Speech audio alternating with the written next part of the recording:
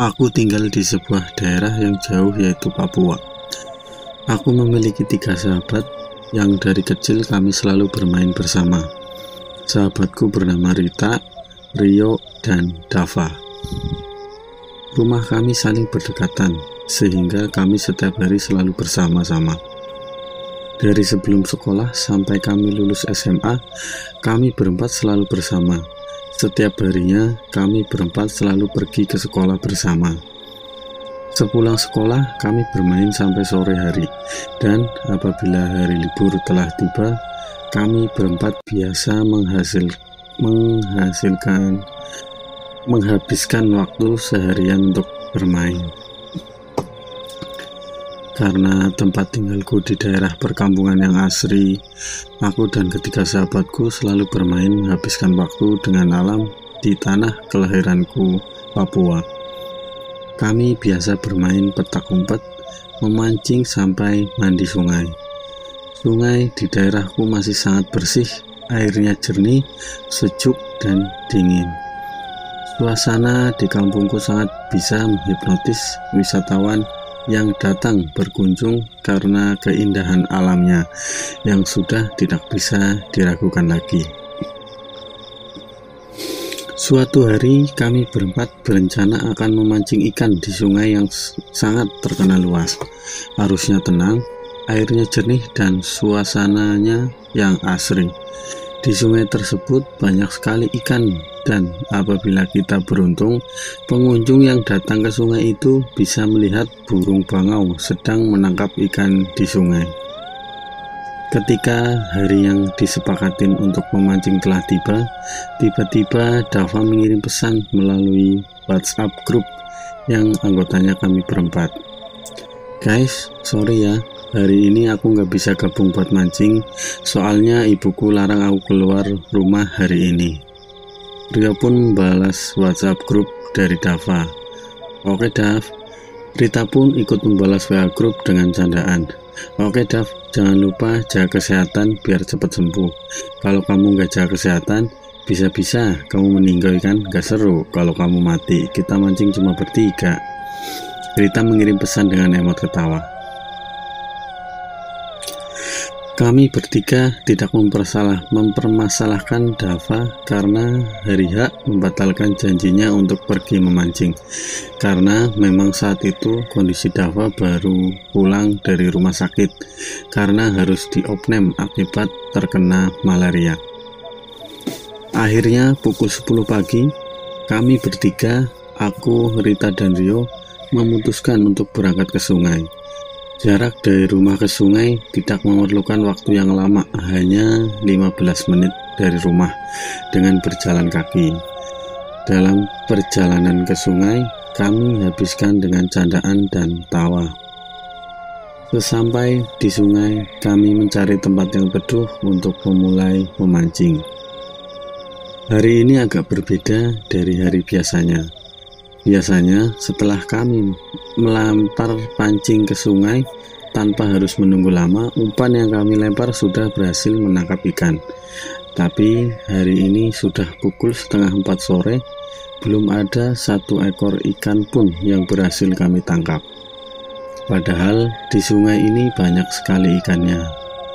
Sampai akhirnya Rita menyerah karena kelelahan. Guys, aku istirahat dulu ya. Lapar banget ini, aku mau makan dulu, kata Rita sambil bangkit dari tempat duduknya menuju tenda yang kita buat seadanya untuk menaruh bekal yang kita bawa dari rumah. Aku pun menjawab, Rita, ayo, aku juga sudah lapar sekali. Ayo, Rio, kamu juga sekalian makan, nanti kita lanjut lagi mancingnya. Timpal Rita mengajak Rio untuk beristirahat. Namun, Rio lebih memilih melanjutkan memancing. Kalian duluan saja, aku masih asik nih. Pada akhirnya, aku dan Rita memutuskan untuk makan berdua. Ketika kami sedang asik makan bekal yang kami bawa dari rumah sambil bercanda, tiba-tiba aku merasakan ada tangan yang mengelus-ngelus kepalaku.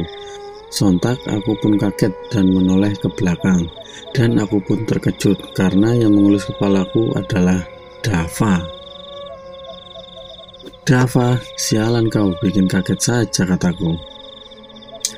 Dava tertawa melihat aku kaget. "Wih, enak bener lagi makan di pinggir sungai. Pasti sudah banyak ikan ini. Ikan dari Hong Kong. Lihat tuh ember, masih kosong. Dari tadi kita mancing belum ada dapat apa-apa," jawabku. Karena masih kesal, karena terkejut Dava datang tiba-tiba mengelus kepalaku. Rita pun bertanya kepada Dava, "Loh, Va, katanya tadi nggak kasih keluar sama ibumu." "Ya nih, aku bosen di rumah sendiri. Tadi ibu pergi ke kebun, jadinya aku susul deh kalian kesini," jawab Dava. Dava memang hanya tinggal berdua saja dengan ibunya. Dava anak tunggal dan ayahnya sudah meninggal dunia sejak Dava duduk di kelas 6 SD. Rio yang melihat Dava datang akhirnya memutuskan untuk bergabung bersama kami. Karena kebetulan Rio juga sudah lelah memancing cukup lama, tapi belum ada satu ekor pun yang berhasil ditangkap. Capek sekali aku memancing, tumben sekali, sudah berjam-jam lepas umpan belum ada satu ekor pun yang didapat, kata Rio sambil kesal. "Ayo kamu makan aja dulu, biar ada tenaga lagi buat mancing," timpal Rita. "Ya nih, aku juga mau makan. Habis makan kita main yang lain yuk. Kita buat rakit dari batang pohon pisang," ajak Rio kepada kami. Setelah selesai makan dan beristirahat sebentar, kami berempat pun langsung menebang pohon pisang untuk diambil batangnya membuat rakit. Setelah rakit pun jadi, kami langsung bermain bersama. Rakit yang kita buat segera kita bawa ke sungai. Kami bermain lompat-lompatan dari rakit terjun ke sungai. Aku dan Rio bertugas memegang rakit agar tidak goyang. Kemudian Rita dan Dava di atas rakit siap bergiliran untuk melompat. Setelah Rita dan Dava melompat, giliran aku dan Rio yang melompat, sedangkan Dava dan Rita memegang rakit.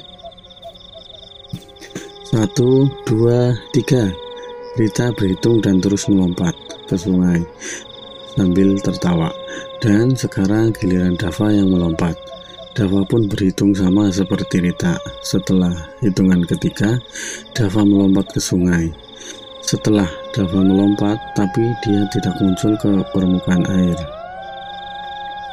"Dava, ayo cepet naik, aku dan Lisa juga ingin melompat sekarang, giliran kami," kata Rio memanggil Dava.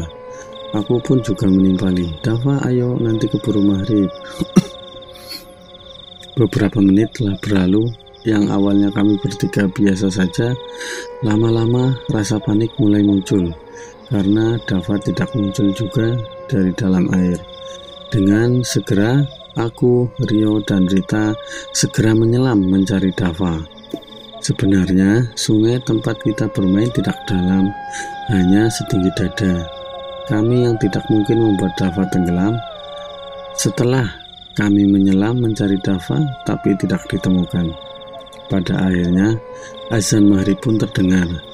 Kami memutuskan untuk pulang dan mencari bantuan ke kampung. Aku dan Rita menuju ke rumah Dava untuk memberitahu ibunya Dava. Sedangkan Rio menuju ke rumah kepala desa untuk meminta bantuan untuk mencari Dava di sungai. Sesampai kami di depan rumah Dava, di depan pintu pagar sudah ada ibu asih, yaitu ibu Dava, dengan wajah yang sangat cemas. Begitu ibu asih melihat kedatanganku dan Rita, beliau langsung berlari menghampiri kami. "Lisa, Rita, kalian ada melihat Dava, nak? Dava tidak ada di rumah, padahal dia belum sembuh betul." Pertanyaannya ibu asih tidak bisa kujawab. Melihat kepanikannya, aku langsung menangis, tidak bisa menceritakan apa yang terjadi. Melihatku dan Rita menangis, ibu asih menangkap firasat buruk tentang anaknya.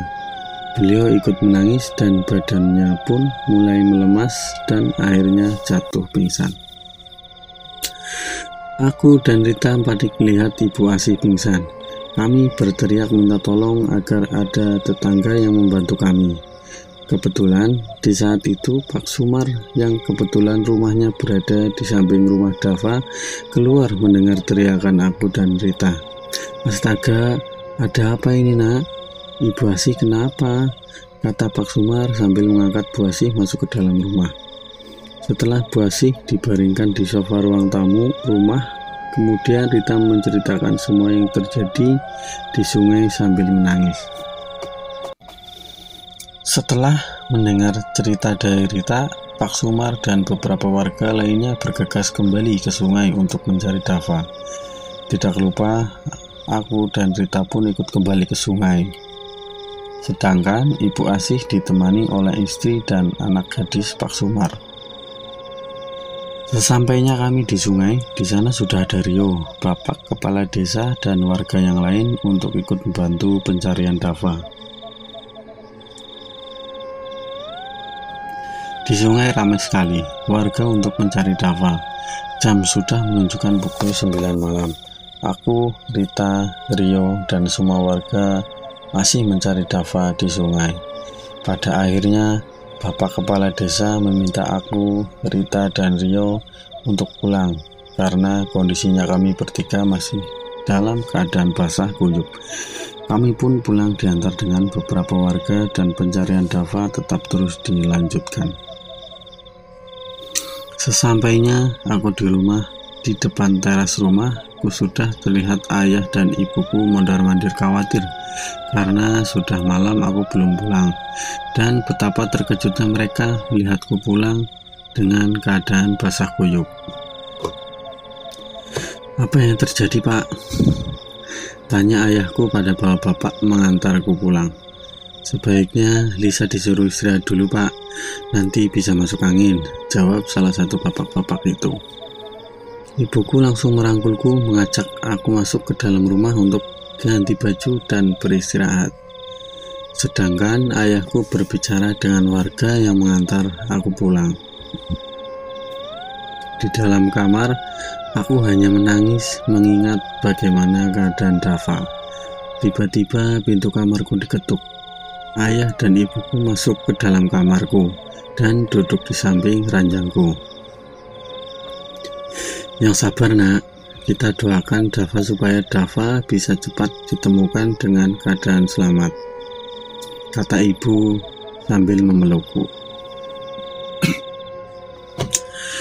"Ayah sudah minta bantuan teman ayah di Basarnas untuk mencari Dava nak.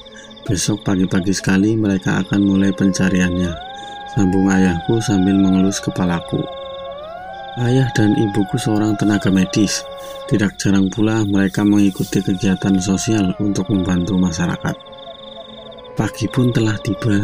Pencarian Dava sudah dimulai sejak pukul 7 pagi dari tim Basarnas, polisi, dan tentara.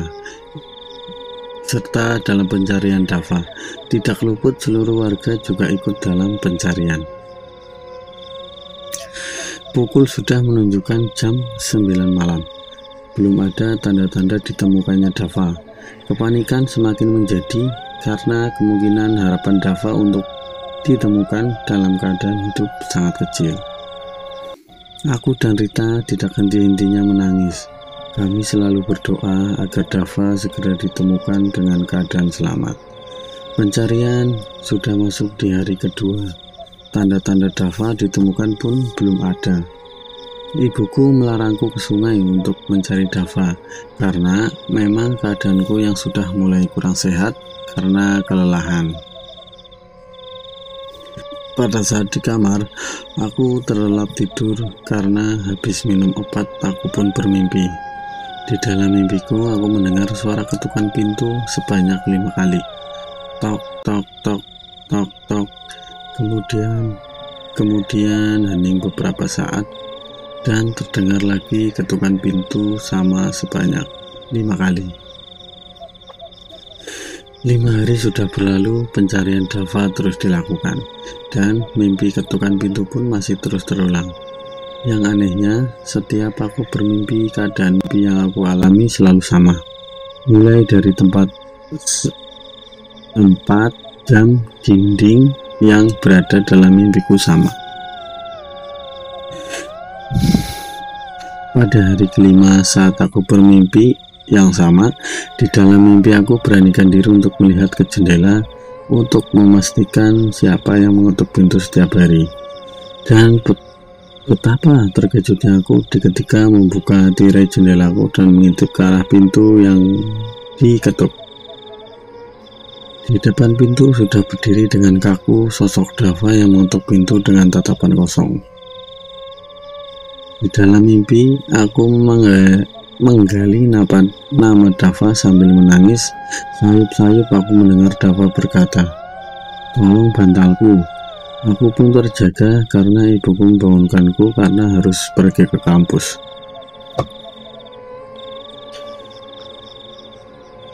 Sudah beberapa hari ini aku bolos kuliah karena memikirkan keadaan Dava, dan selain itu juga memang keadaanku yang kurang sehat. Sesampainya aku di kampus, aku langsung masuk ke kelas dan di sana sudah ada Rio dan Rita duduk sambil bercerita. Aku pun langsung bergabung dengan mereka. Sambil menunggu dosenku datang, aku menceritakan mimpiku yang aku alami selama 5 hari berturut-turut. Ini kepada Rio dan Rita, dan betapa terkejutnya mereka karena mimpi yang aku ceritakan kepada mereka sama persis yang mereka alami selama ini juga. Rita dan Rio mengalami mimpi yang sama persis denganku selama 5 hari ini. Dan sama sepertiku juga, pada mimpi yang kelima, mereka berdua memberanikan diri untuk melihat siapa yang mengetuk pintu sebanyak 5 kali itu. Betapa terkejutnya mereka, sosok yang mengetuk pintu adalah Dava, dan apa yang diucapkan pun sama, "Tolong bantalku." Kami pun sepakat setelah selesai mata kuliah terakhir akan ke rumah Dava untuk menceritakan mimpi kami kepada Ibu Asih. Sesampainya kami di rumah Ibu Asih, kami langsung dipeluk oleh Ibu Asih karena memang kami berempat sudah seperti saudara sendiri. Di dalam pelukan Bu Asih, aku, Rio, dan Rita menangis sejadi-jadinya sampai suara tangisan kami terdengar oleh tetangga sekitar. Tetangga yang mendengar suara tangisan kami datang untuk menenangkan kami. Setelah keadaan sudah mulai kondusif, kami bertiga menceritakan mimpi yang kami alami kepada Ibu Asih.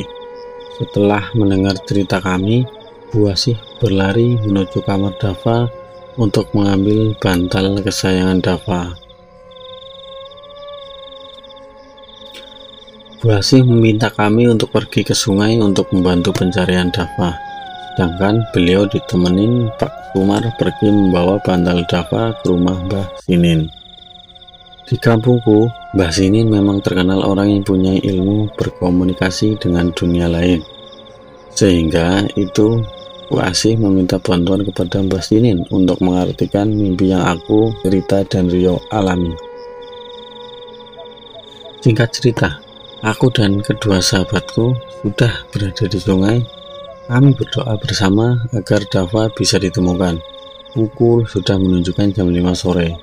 Ketika aku dan Rita ingin kembali pulang, tiba-tiba Bu Asih datang sambil membawa bantal milik Dava. "Katakan, di mana tempat anakku tenggelam terakhir kalinya?" teriak Bu Asih kepada Rio sambil mendorong tubuh Rio. Pak Sumar berusaha menenangkan Bu Asih. "Bu, tenang dulu, biar saya saja yang menjelaskan." Bu Asih pun menyerahkan bantal milik Dava ke Pak Sumar, sedangkan Bu Asih dibawa ke posko untuk menenangkan diri. "Begini nak, tadi Mbah Sinin meminta bantal Dava diletakkan di tempat terakhir Dava tenggelam," kata Pak Sumar menyampaikan pesan Mbak Sinin. Akhirnya Rio dan Pak Sumar berjalan menuju sungai, di mana tempat terakhir kali Dava melompat dari rakit. Begitu sampai di tempat tujuan, Pak Sumar meletakkan bantal milik Dava di atas air. Betapa terkejutnya warga yang melihat begitu bantal diletakkan di atas air, bantal tersebut langsung tenggelam seperti tersedot ke dalam air. Setelah bantal itu tenggelam, muncul gelembung-gelembung dari dalam air. Rio, Pak Sumar, dan beberapa warga yang ada di dalam sungai mulai menyingkir karena gelembung yang keluar dari dalam sungai mulai banyak, dan tiba-tiba jasad Dava perlahan-lahan muncul ke permukaan sungai. Betapa terkejutnya kami dan para warga yang menyaksikan hal tersebut. Jasad Dava muncul dalam keadaan utuh dan tidak berbau.